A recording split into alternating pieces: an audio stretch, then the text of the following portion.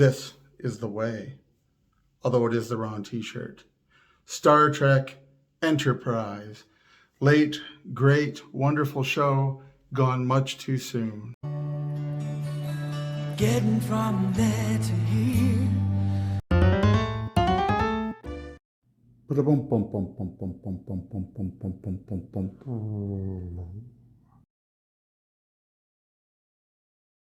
Star Trek has a long and complicated history as a franchise, especially for the desire of the fandom to have consistency within the franchise of storyline and history. I mean, I was among one of those kids that realized that Mr. Chekhov had not been on the series at the time that they met Khan, and yet Khan miraculously remembers Mr. Chekhov in The Wrath of Khan. The novelization did a neat addition to that story that placed him as an unknown crewman just come aboard working in engineering and writing in an encounter previously between him and Khan. Nevertheless, these are the things that the modern world kind of chuckles at consistency. People that grew up my generation want that consistency, and Star Trek has a complicated history of it. I do not watch any of the Kurtzman tracks. That's all. I don't even want to delve into thematically, morally, everything about it is different. It's fine that it's a parallel universe. I really liked season 2 of STD, and I liked Captain Pike, but at some point it ended up being, it was just too much. Finally, when they literally made fun of Gene Roddenberry by name on the show, I clicked it off. I canceled my subscription to that streaming service, and I won't be watching any more Kurtzman Trek. I did watch the pilot episode of Prodigy because it was free on YouTube, and suffice it to say, it met all of my very low expectations. But this being about Enterprise was my idea because I was just watching Enterprise this evening. I've been back to some binging old Enterprise, and it got me thinking about canon and consistency. Star Trek Enterprise was the first Star Trek series that I did not watch.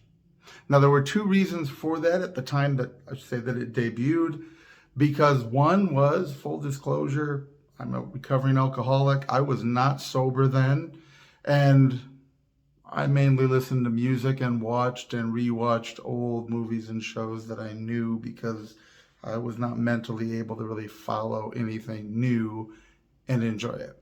The second part of that was, I did manage to watch the pilot, but I really had difficulty with the way they had retconned the story from First Contact. With that Next Generation movie, First Contact, changing Zefram Cochrane, changing First Contact, changing, therefore, the history that would lead to the founding of the Federation. It was part of that was very much a point in my life that let me know just how much I disliked prequels, what they did with that movie. Even though the movie First Contact is not bad, it's entertaining, but what they did with the history was just too much.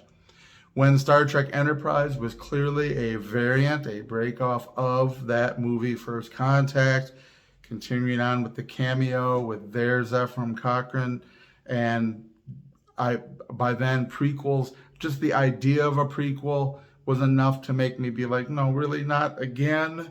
Let's not do this. And then being that it flowed from First Contact, I was not confident in it. But a few years ago, I went back and watched Star Trek Enterprise. And since then, I have watched a number of them over again and have come to a new appreciation for Star Trek Enterprise. One of the things Star Trek Enterprise did very well was to continue the values and principles of Gene Roddenberry's vision. This is not an overly dark, way far darker than Deep Space Nine, Kurtzman Trek with pretending to kill babies and the F word anyway. With Enterprise, you have this optimistic, idealistic, this futuristic value set, and we get this futuristic value set in its development in a logical progression, in as much as they change the canon history from First Contact on. of what had happened in the past. Nevertheless, they are consistent with the rest of it, with the principles, values, with the clear development of these ideals. Enterprise was not a show that ever would have made fun of Gene Roddenberry, and certainly not on camera in the humiliating way that STD did.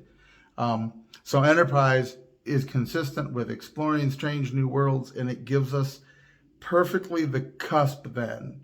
As much as I dislike prequels, they did a good job of giving us uniforms, sets, visuals, everything about it, even though it was clearly a show meant to air at the time that it aired. It was consistent with what that world's expectations were. Nevertheless, aesthetically, it felt like a logical prequel to the original Star Trek series. The original Star Trek series sets, as primitive as they look in hindsight, with moderate changes, not like what they're doing now, but moderate changes with some buttons and switches becoming touchscreen, it's very easy to make it consistent. Star Trek Enterprise went out of their way to do something that was a prequel that was consistent. The corridors, the turbolifts, the bridge, the devices, the technology, the uniforms that the admirals and higher officers, that dress uniform actually has a collared shirt underneath it, very much reminiscent of military uniforms today in the 21st century, and yet reminiscent of the sort of astronaut jumpsuit that we saw beginning in the 80s, my generation remembers, but then having the gold, the red, the blue, the beginnings of what would become the recognizable Star Trek uniforms later. The baseball cap that infamously makes a brief appearance. We have a mission baseball cap, just like NASA, and it perfectly bridges the gap from one era to the next. And these humans who are not the humans we meet in Star Trek, they are very, as T'Pol says, very parochial in their views. They have a hard time objectifying alien cultures. And we get all that in the course of the stories. Trip becoming the first human to become pregnant, which is a great story. The cogenitor, the story with the aliens with 3 genders, and him having to learn something about interfering, and the beginnings of the Prime Directive, which is not known except to the Vulcans. They have their own version of it. And as T'Pol is leaning on them about this, and they, by trial and error, have to figure out how to navigate those waters. That centuries later on other Star Treks, right, they still sometimes violate those rules because they're not clear on what they ought to do, or they really feel compelled to do something for moral reasons that maybe technically violates it. But we see with Enterprise, they're growing into this Prime Directive, becoming the people that they will be in later Star Treks, and that is the beautiful consistency of it. The morals, principles, values, the driving vision of Gene Roddenberry, and that visually, technologically, the sets, everything, we get this sort of consistent feel where it is plausibly a prequel. So as much as I dislike prequels generally, and still do, especially when it comes to Star Trek, this really drives me crazy. It's not like HBO's great series on Rome where you're going back to the past because you're covering the past. But Star Trek literally has this indefinite future and could have just moved forward incrementally, not like the nonsense that I hear about third hand is going on in the Kurtzman-verse. Nevertheless, it would have been easy enough to go beyond Star Trek, The Next Generation, Voyager, Deep Space Nine with something 100 years later again and pick up, and instead we got Enterprise, and there was a series of mistakes that I think led to it being canceled soon. But in retrospect, the series did a great job of being what it was supposed to be, being consistent, being part of the Star Trek universe, and feeling really Star Trek in a way that you don't get later. So anyway, in hindsight, I have to say I appreciate it now. After watching it later on, I appreciate it more every time I watch it. And there are some episodes are better than others. Some storylines are better than others. The story with the Xindi was a really interesting long arc. So the time travel ones are sort of like, really, we're doing this again?